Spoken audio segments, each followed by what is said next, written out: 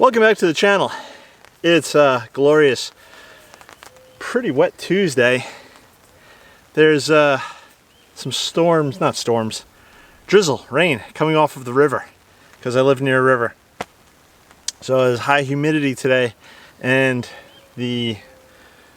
it's hot, so they've got moisture evaporating and then it cools and then it comes down to the ground. You know how rain works. Why am I explaining this to you?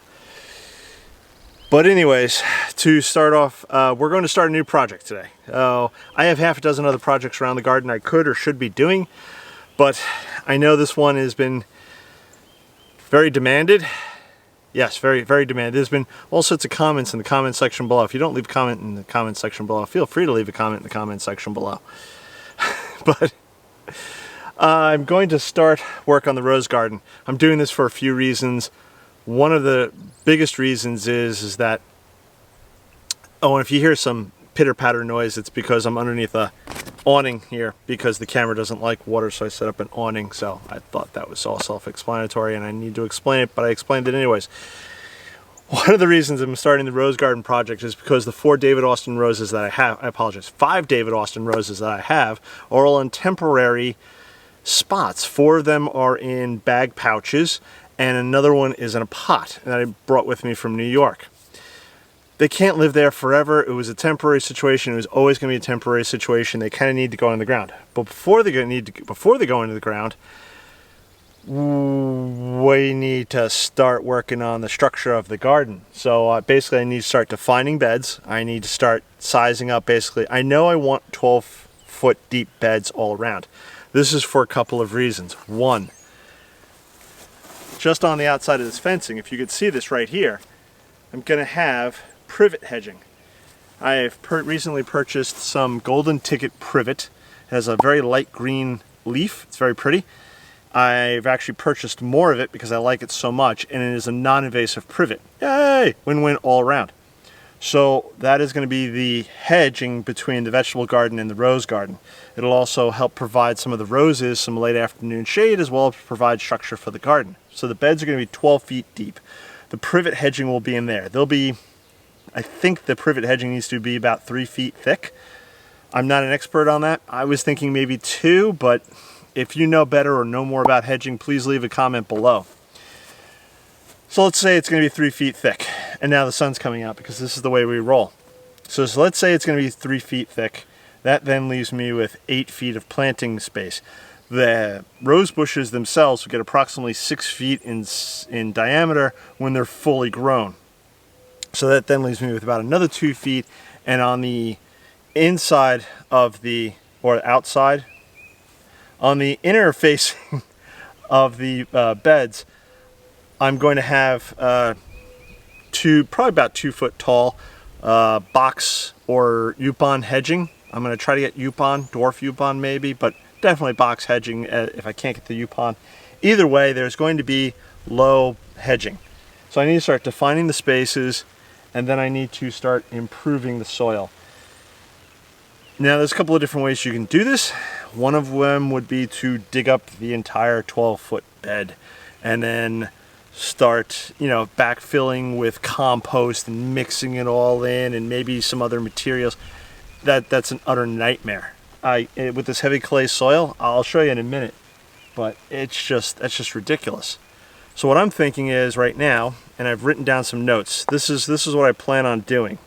We're going to do 12-foot perimeter beds, except for maybe the backside. Again, that's a different story for a different day. Going to rake out along the front part. Actually, there's not much to do along the front part here. There is some debris left over from the grinding of the shrubbery, the trees. That needs to be swept back. Essentially, what I'm planning on doing at this point is keep sweeping it into a bigger or smaller and smaller pile, leaving it there, adding grass to it over time, letting it act as a big compost pile, and then I can use that material elsewhere within the rose garden. So that's the plan for that. Then I'm going to fork up the ground where I plan on initially planting the 5 rose bushes that I have. But I'm going to fork that over pretty heavily, so I'm not going to dig it up, but I'm going to try to break it or loosen it up as much as possible. That's going to be part of today's project. Then I'm going to add, I have some old grass clippings that I've been composting They haven't fully broken down, but that's okay. I'm going to bring all that out of the compost bins today. Hopefully, we'll see how far I get. And then I'm going to lay that in this direction. Again, I'll turn the camera over there in a minute. So I'll lay that essentially on the ground. And then, depending upon the weather and how things go, I may wind up forking that in again. So again, I probably won't be digging up the ground just because it's so heavy and thick with clay. But if I can start amending that soil, that'll be a huge step in the right direction. I do have edging coming in probably in the next week or so, and that again, once I start measuring things out, I'll start using that metal edging, putting that into the ground, that metal edging, and that will again will help define the borders.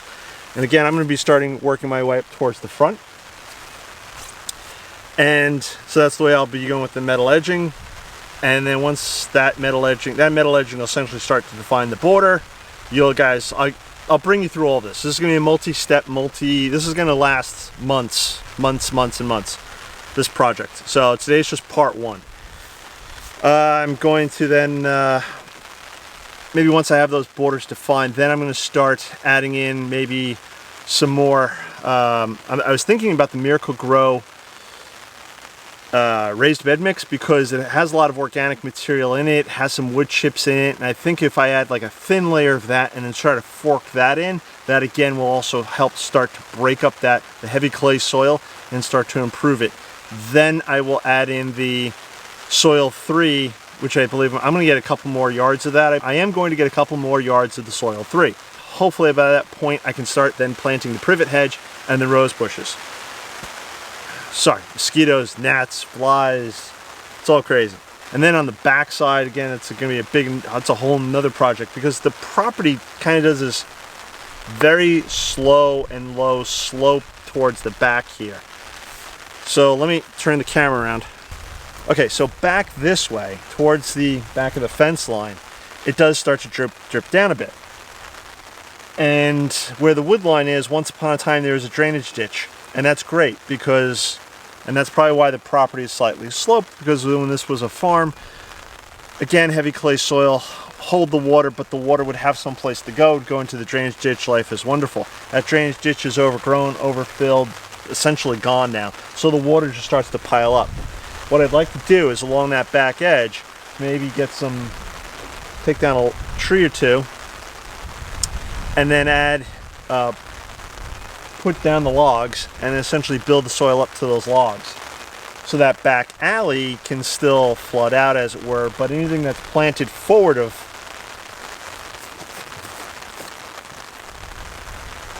this post forward won't flood out so much. That's the hope and intention. Of course, now it's raining heavier, which is always a good thing. At least we're getting this part of the video done. So let me show you the front part. So this is the vegetable fence line, and if you see, it goes all the way towards the front of the property. That is where we're going to work towards first. We're going to start working towards that part there. So we're going to start working towards the front part of the vegetable garden. That's where the first part of the rose garden will be. Then I can start planting out my rose bushes. Then I will start proceeding along the front and then creating that border, and then probably at the same time I'll work my way down the other side, and then maybe, and again, along the back and the other side will get done months down the road. But for now, this is where we're starting with the rose garden, because you have to start someplace, and I was going to start digging, but that's not going to happen right now with the heavy rain. So in movie magic fashion, I'll be back. Good morning. It's another beautiful sunny day here in eastern North Carolina, and well, the rain's passed. It's the next day. It wound up raining like all day, well, at least from the point where we were recording until the end of the day.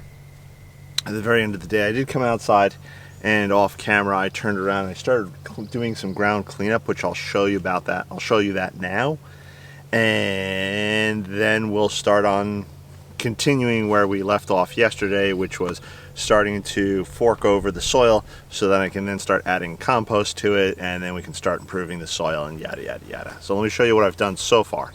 Okay, so this is the mound. this area right here, I started raking back all the wood chips, pushing them back in that direction. You can already see this is the area I have not raked. This is the area I have raked. There's still work to be done. The ground needs to be smoothed and more of the wood chips need to be removed, but we're making progress. This is the area that we'll be working on today, moving towards the front of the garden. So what we're going to do, and you can see some of the disturbed soil there, so we're essentially going to start forking the ground, breaking it up, opening it up, and then we'll be putting in some compost. And I'll probably work halfway down the fence line. It is starting to get hot out, even though it's early in the morning, and I have a lot of ground to fork over. So we'll see how far we get, probably about halfway, and then we'll move on from there.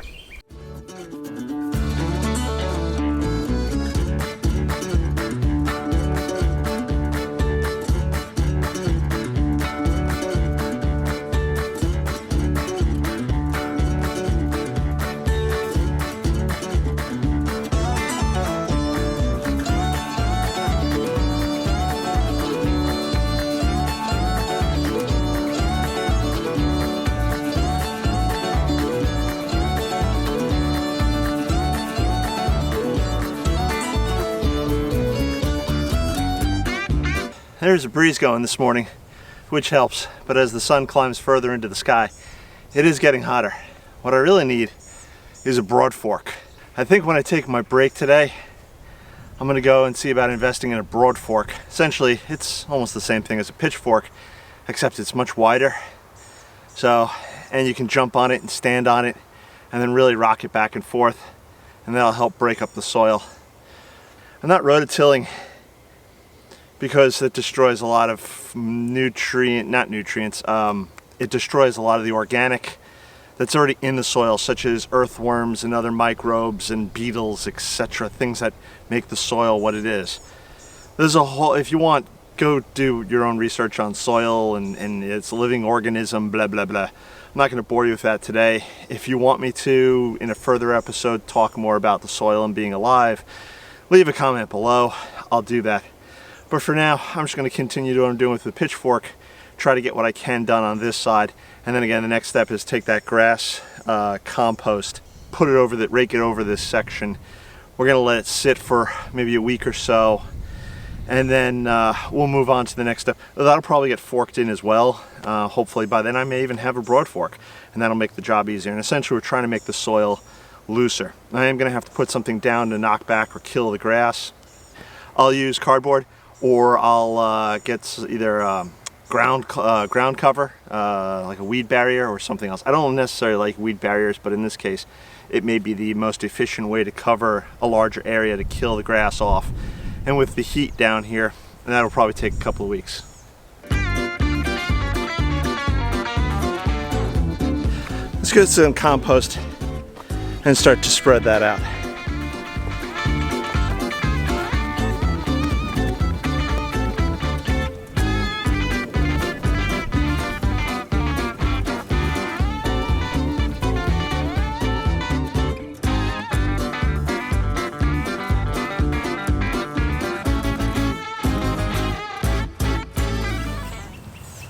Okay, that's it. Yeah, this silly thing, believe it or not, it's helping to keep the deer flies off and out of my ears and my eyes. So it's a win-win. So I think that's going to be it for this video. As you've seen, I've put down a lot of compost. Some of it's fully rotted, some of it's not fully rotted. That's fine. It's all going to rot here. It's going to break down. Hopefully, if we get another good rain in the next couple of days, maybe an afternoon shower again, that'll start to, help it work its way into the ground. Hopefully the earthworms, he comes up, grabs all that nutritional goodness, pulls it down into the ground, helps soften the ground up, which is the primary goal here. Because again, this is like crabgrass, bamboo, what's the word I'm looking for? Bermuda grass. Ooh, hot. So heat's cooking my brain. That's an indicator I gotta quit.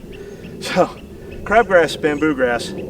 So to try to tear all this up, it's not gonna come up in nice even chunks, as it were, like if you had a Kentucky bluegrass or a ryegrass or something along those lines. It's going to be a disaster. It's a mess. So, and it's going to kill me, literally. So that was the decision was made. That's why I did the no dig beds.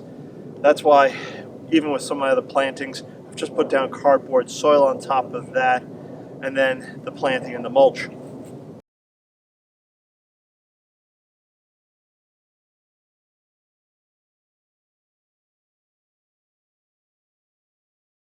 This is what I've done today. This is not to smother the grass. It looks like it's going to smother the grass. This is really not going to smother the grass. The grass will grow up through this. This is just to start to add good organic material to the ground. Again, the soil is good here. It's just super heavy clay. So, and when I usually dig a hole, I pull up a plug of dirt. I don't get nice crumbly dirt. I can't. It's not soft soil. It's a plug of dirt. So that needs to be softened, loosened up. Again, I'm going to put in the edging and then put dirt inside the edging, but it's only going to be a few inches. And when I put in my rose bushes and my privet hedges, I'm going to need to dig deeper than a couple of inches. So it's very important that this starts getting improved. The grass will eventually get knocked back down. And yeah, this is the beginning, believe it or not, of the rose garden, part 1. If you haven't subscribed, please click the subscribe button. I'll put it someplace, maybe in a couple of different spots. It's important, so this way, and click the bell icon too. Don't forget to click that stupid bell icon, because if you don't, YouTube won't notify you when I post up a new video, and you may miss part 2, 3, 4, etc. This is going to be a journey. This is not going to be over in 2 days, 2 weeks, 2 months. This may take months, if not years, to fully build out this rose garden.